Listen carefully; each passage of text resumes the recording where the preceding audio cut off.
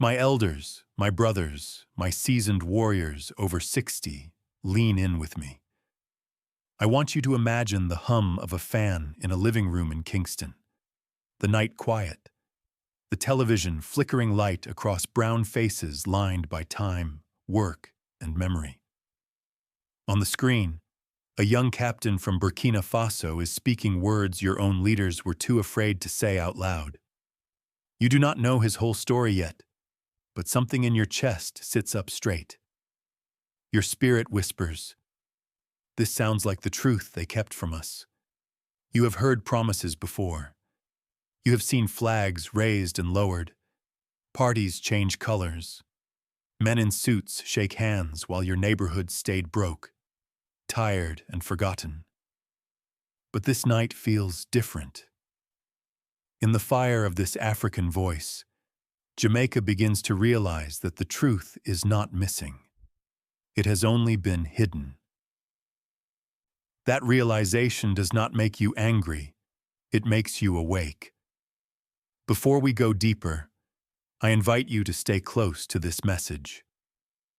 Hit subscribe, share this with another elder in your life, and keep walking with us as we uncover the stories they would rather you never hear. My elders, my brothers, my long walking pillars of the black world, come sit with me and breathe for a moment. Let us step back into that evening in Kingston, an evening that felt ordinary until it suddenly was not. The air was warm, the night gentle, the traffic quieting down along Halfway Tree. In a small living room painted pale green, a group of elders gathered after supper, each carrying the weight of 6 decades of promises made and promises broken. They switched on the television, thinking they were about to witness another familiar speech, another careful politician, another polished nothing. But instead, the screen showed a young captain from the Sahel, Ibrahim Traoré. His voice was steady, not loud, not aggressive, but filled with a courage the elders of Kingston had not heard in a long, long time. His words did not sound like rehearsed diplomacy. They sounded like truth spoken without fear of consequence. His tone was not the tone of a man seeking applause. It was the tone of a man trying to wake his people. One elder, a retired bus driver from Kingston, leaned forward, elbows on his knees. "The boy speaks like he has nothing to lose," he murmured.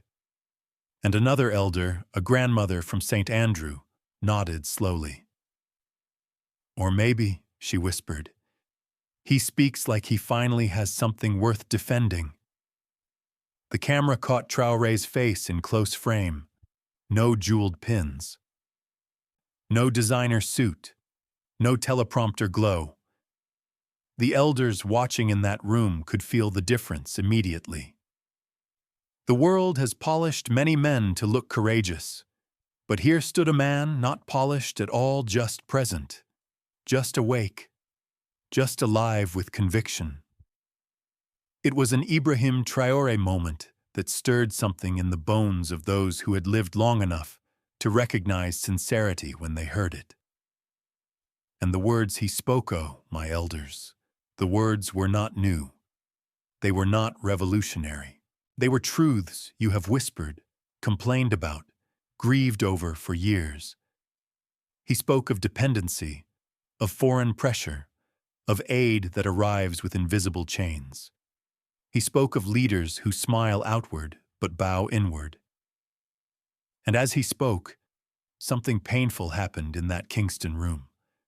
The truth felt both comforting and wounding. A 70-year-old former teacher from Montego Bay exhaled deeply. "We have been waiting for our own leaders to say that for 40 years, she said, voice trembling. Her husband, sitting beside her, shook his head. 40? Try 60. Try since before independence. But let us be careful, my elders. We must not claim knowledge we do not have. We do not know what pressures Jamaican leaders face behind closed doors, nor what threats, what alliances, What binding agreements have shaped their silence? But the people watching in Kingston did not hear excuses that night. They heard contrast. They heard a young man from the African soil speaking with the courage they once begged their own to show. As the video continued, more elders arrived. A cousin from Spanish Town, a neighbor from St. Andrew, a family friend visiting from Montego Bay.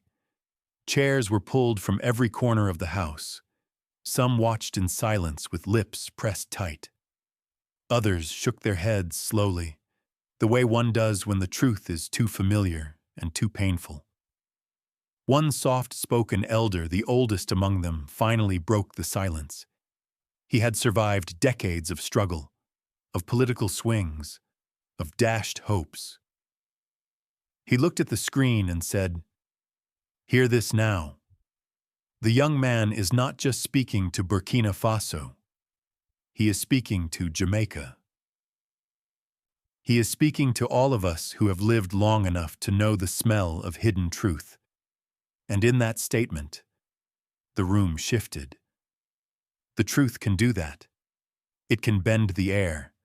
It can rearrange memory. It can reopen wounds that never healed properly. But why him? Someone asked. Why must truth travel across an ocean before we hear it at home? My elders, sometimes the truth must cross water because the land beneath your feet has grown too familiar, too comfortable with silence. Sometimes the truth must come from a stranger because your own have grown too cautious, too polished, too dependent on the approval of men who do not love you. And that night, as the elders of Jamaica watched Traore's speech unfold, something rare happened. The young captain did not feel foreign.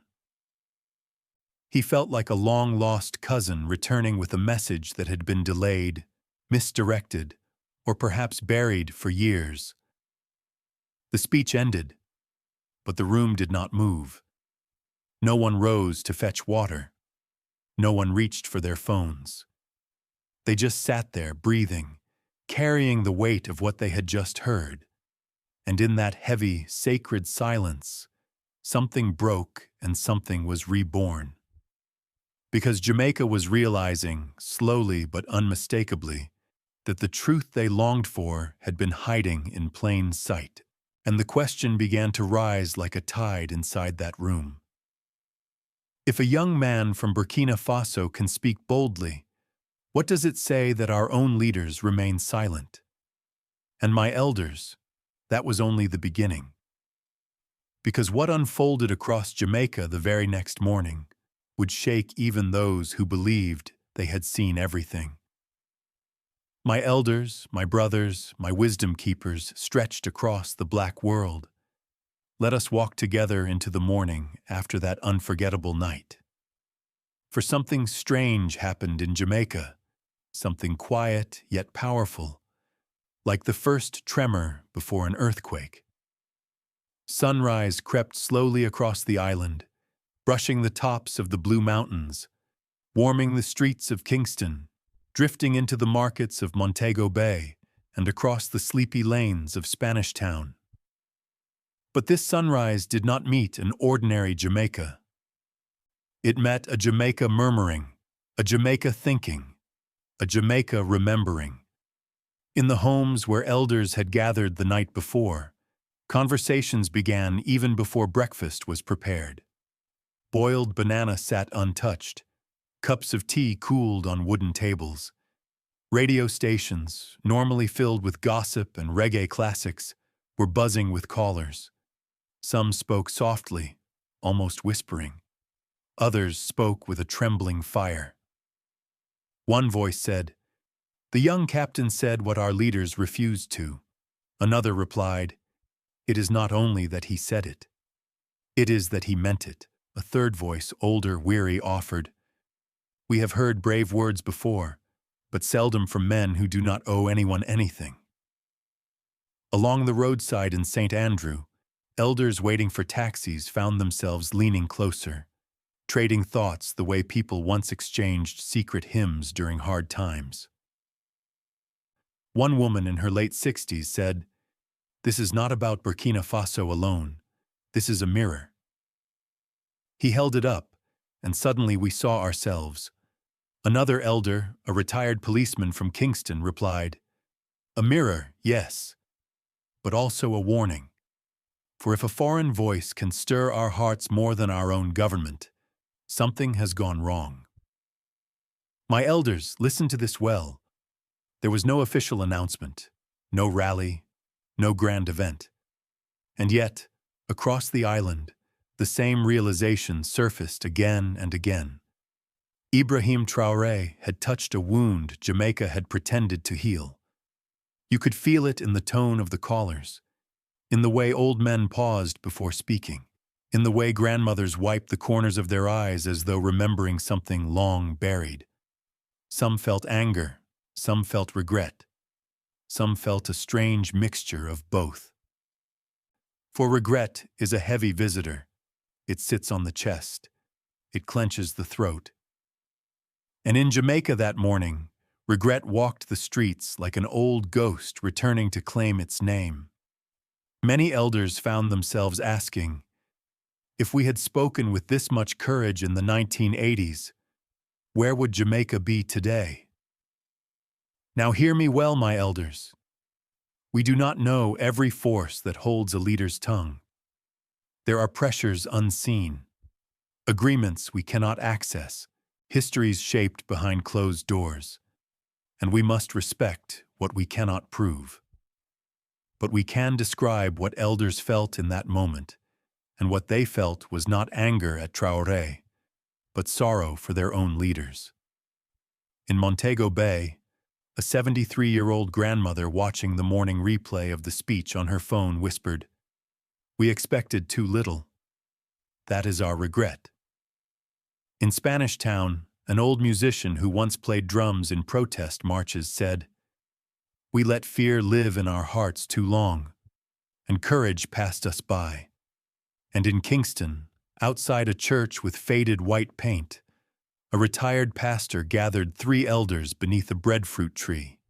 He said, "What you feel now is conviction, not shame, not blame, conviction." Then he added, "Sometimes the Most High uses a stranger to stir a sleeping nation." My elders, that morning Jamaica was not only stirred, it was unsettled. Elders who had marched in the 70s felt a revival of a fire they thought had died. Elders who had lost faith felt their pulse quicken with memory. And younger Jamaicans, listening in silence, sensed that something sacred was happening among the elders, the ones who carry the real history, the lived history, the unfiltered memory of the nation. By noon, the conversation had moved from homes to churches, from radio lines to roadside stalls, from quiet whispers to public questions. A retired teacher from St. Andrew said, "The young captain reminds me of the prophets we studied in Sunday school, bold, unafraid, uncompromising." Her friend replied, "He sounds like Garvey would sound if he were young today." Another added, "He speaks with the rawness we once heard in Michael Manley's early days before politics grew heavy on everyone." It was no longer just admiration. It was longing. Longing for leadership that spoke without hesitation. Longing for clarity, honesty, dignity. Longing for a voice that did not tremble. One radio host, careful not to claim anything as fact, posed a question live on air. "Is this how Jamaicans would speak if we were free from foreign pressure?" And that question spread through the island like a spark through dry grass. Meanwhile, the elders watching from abroad, elders in the United Kingdom, elders in Canada, elders in the United States felt that same stirring. They saw the same firmness, the same transparency, the same refusal to bend. And many whispered, "This is the Ibrahim Traoré reaction we always hoped to see in at least one young African leader." But my elders, regret was only the second step. For regret leads somewhere. Regret points towards something. Regret demands a reckoning. And what came next in Jamaica, what rose the moment regret gave way to memory, would force the diaspora, from Kingston to Brooklyn, from St. Andrew to Atlanta, to confront a wound older than independence itself. Because the next revelation did not come from the young captain. It came from Jamaica's own people. My elders, my brothers, my seasoned travelers of this long road called life. Stay with me now as we enter the part of the story where the ground beneath Jamaica began to shift. For consequences are not always loud. They do not always arrive wrapped in disaster or thunder. Sometimes, consequences arrive in the form of curiosity, a curiosity so intense that it becomes its own kind of resistance. The morning after Jamaica stirred, the afternoon brought something else entirely. A question began to move through Kingston like a breeze carrying the scent of rain. If the young captain speaks so boldly, what exactly did he say that the world does not want us to hear? And my elders, that question grew legs. It walked from radio stations into living rooms. It walked from living rooms into community halls. It walked from community halls into churches, barbershops, markets, and the quiet corners where elders gather to reason in peace. In St. Andrew, a retired school principal with silver hair and a calm but commanding presence invited neighbors to her veranda. She placed her phone on the table, replayed the speech again, and said, "Listen without interruption. Listen as though you are listening to your own son." They listened, and something caught their attention. Not just the boldness of the words, not just the courage, but the parts that seemed missing. One man, nearly 70, leaned forward and said, "Hold on, last night's broadcast did not include this section. Why are we hearing it now?" The principal replied gently. Several clips circulating online seem longer than what was shown on television. Now hear me well, my elders. She did not claim censorship. She did not claim conspiracy. She did not claim fact. She simply described what she saw. The broadcast version was shorter. The online version was longer, and that was all it took to light a fire across the island. In Spanish Town, elders gathered in a small shop that sold herbal teas and incense. The owner, a mild-spoken woman in her late 60s, pulled out her tablet and played 3 different recordings sent by her relatives abroad. Each version contained lines Jamaica had not heard the night before. The elders looked at one another, their eyes narrowing not in anger but in a deep, old sadness. One murmured, "So this is why the heart felt incomplete last night." Another whispered, "The missing words. Those were the ones meant for us." A retired drummer shook his head, saying, "It is not the first time truth arrives incomplete." My elders, that moment hurt because it felt familiar. Too familiar. Like a wound touched again. For Jamaica is a nation that has known the sting of half-told stories. A nation that has lived through edited truths. A nation that has learned to fill in the missing pieces by intuition, memory, and the wisdom of elders. And this time, the elders filled in the missing pieces with something deeper than analysis. They filled it with collective memory, with the part of their spirit that knows when something is being held back, no accusation needed, no proof required. In Montego Bay, a small group of elders met outside under the shade of a mango tree. As keyboards clicked on their phones, replaying extended clips sent from relatives abroad, one elder, a grandmother in her late 70s, began to cry softly. Not loud, not dramatic. Just the kind of quiet weeping that comes from remembering too much. Her daughter asked, "Mama, why are you crying?" And the grandmother answered with a voice that trembled like a leaf in the wind, "I am crying because he spoke to us as if we mattered, and we almost did not hear it." Her friend placed a hand on her shoulder. "We heard enough," she whispered. "Enough to know something has been missing for decades, not just from his speech, but from our own leaders." Then, my elders, the conversation took a turn none expected. The elders did not blame Jamaica. They did not curse any government. They did not point fingers at any person in power. Instead, they turned inward, into the realm of memory. One man said, "When did we stop demanding honesty?" Another sighed, "Perhaps when we grew tired, perhaps when we grew afraid." A third offered, "Or perhaps we trusted too easily because we wanted to avoid conflict." Jamaica was not just reacting to a message. Jamaica was confronting itself. And when a nation begins to confront itself, consequences take on a spiritual dimension. By late afternoon, a community group in Kingston organized an informal meeting in a hall usually reserved for funerals and baby dedications. The atmosphere was neither festive nor mournful. It was reflective. The kind of reflection that invites both pain and healing. They replayed every version of the speech they could find. They paused at certain lines. They repeated others. They took long silences between sections. Some elders prayed. Others hummed old hymns. A few simply stared at the floor.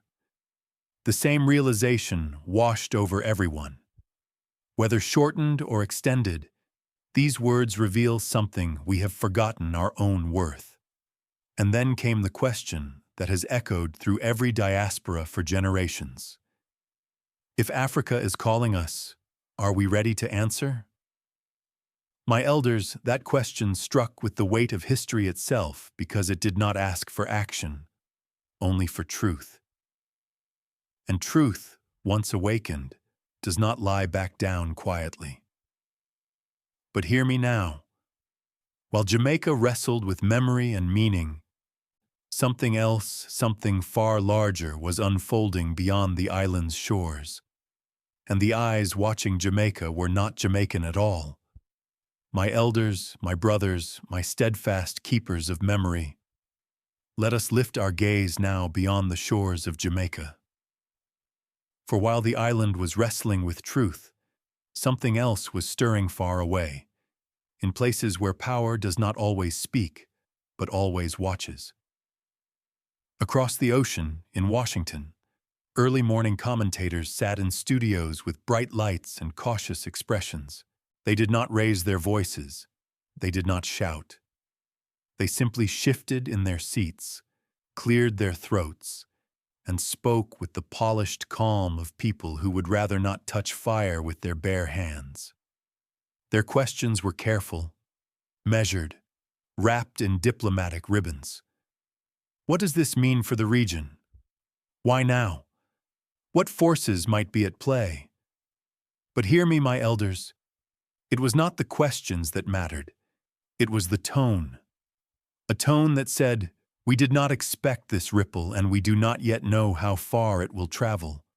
In Atlanta, elders of the African American community, those who marched in the 60s, those who heard Martin, those who followed Malcolm, those who studied Garvey, watched Jamaica's reaction with something deeper than curiosity. They watched with recognition. One pastor in his 70s, sitting in his living room with a Bible open beside him, whispered, "I have heard this song before." A young African voice rising at a time when the world prefers silence. Another elder, a former civil rights organizer, leaned back in his chair and murmured, "If Jamaica is awakening, America's elders will feel it too." Truth does not respect borders. And in living rooms across Atlanta, Detroit, Chicago, Houston, whispers turned into conversations about dignity, accountability, and the hidden threads connecting Black nations across the globe. Meanwhile, across the Atlantic, in London, members of the Caribbean diaspora, many now in their 70s and 80s, watched the unfolding events with a familiar ache. They remembered leaving Jamaica decades ago with hope in one hand and uncertainty in the other. They recognized the fire in the young captain's voice, and they recognized the longing in Jamaica's reaction. One elder in Brixton told her granddaughter, "This is the voice we waited for when we were young, a voice that does not tremble." Another, a retired factory worker, shook his head slowly. "It is strange, child. Sometimes it takes a man from far away to remind you who you are. My elders, do not miss this. Jamaica was awakening, but the diaspora was awakening with it. Washington watched with calculation. Atlanta watched with memory. London watched with longing. But Kingston watched with something else entirely. Kingston watched with recognition. Recognition that something was shifting not only in Africa, not only in the Caribbean, but in the soul of the global black family. And yet, the question rose like a tide, reaching elders from Brooklyn to Birmingham, from Atlanta to Kingston. If the world is watching Jamaica, who is Jamaica watching? And what comes next if the elders decide they are no longer content with silence? Because, my elders, the next step did not belong to governments, nor commentators, nor foreign powers. The next step belonged to Jamaica's people and what they chose to envision for their future. My elders, my brothers, my steadfast guardians of truth, let us walk now into the final stretch of this journey. For every awakening demands a direction. Every stirring requires a path. And Jamaica, having confronted memory, having reclaimed curiosity, now found itself standing before a crossroads, a quiet but powerful one. In Kingston, elders gathered once more, not with confusion this time, but with clarity. A retired pastor from St. Anne stood before a small circle under a breadfruit tree, his hands resting on his cane. He said, "We cannot unhear what we heard. We cannot unfeel what we felt. The question now is not what the young captain said. It is what Jamaica will do with the fire he reignited." The elders listened. Some nodded. Some murmured. Some stared at the ground, thinking deeply. A gentle breeze moved through the yard, rustling the leaves, as though creation itself wished to join the reasoning. And in that breeze, one truth became undeniable. Jamaica was not looking for a savior. Jamaica was looking for courage, its own courage, long buried under decades of caution, fatigue, and political storms. In Montego Bay, a grandmother of 80 sat with her grandchildren and spoke words they had never heard from her before. "When I was your age," she said softly, "we believed we were on the edge of something great. Somewhere along the way, we settled. We made peace with smallness. But hearing that young man speak, it reminded me of the Jamaica we were supposed to become." Her grandson asked, "So what do we do now, Grandma?" And she smiled a slow, wise smile only elders carry. "We do not wait for leaders to change. We change ourselves." Across the island in St. Thomas, fishermen who had listened to the speech on cracked radios spoke about dignity between casts of their nets.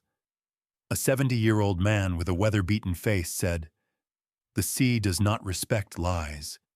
It respects honesty, patience, and courage. Jamaica must learn from the sea." And so the conversation shifted, from regret to responsibility, from memory to possibility, from what leaders hide to what the people can reveal. My elders, hear this well. Jamaica did not suddenly become united. Jamaica did not suddenly agree on everything. But Jamaica, for the first time in a long time, began to imagine together. Some imagined greater self-respect. Some imagined stronger leadership. Some imagined reconnection with the African continent. Some imagined simply being treated with honesty and dignity by those in power. And imagination, when shared by the elders, voiced with conviction, shaped by lived experience, becomes more than imagination. It becomes blueprint. It becomes compass. It becomes prophecy. In Kingston, the circle under the breadfruit tree grew larger. People from St. Anne, Montego Bay, St. Thomas, and Spanish Town joined. Not to praise a leader abroad, not to condemn a leader at home, but to look one another in the eye and say, if truth is rising, Jamaica must rise with it.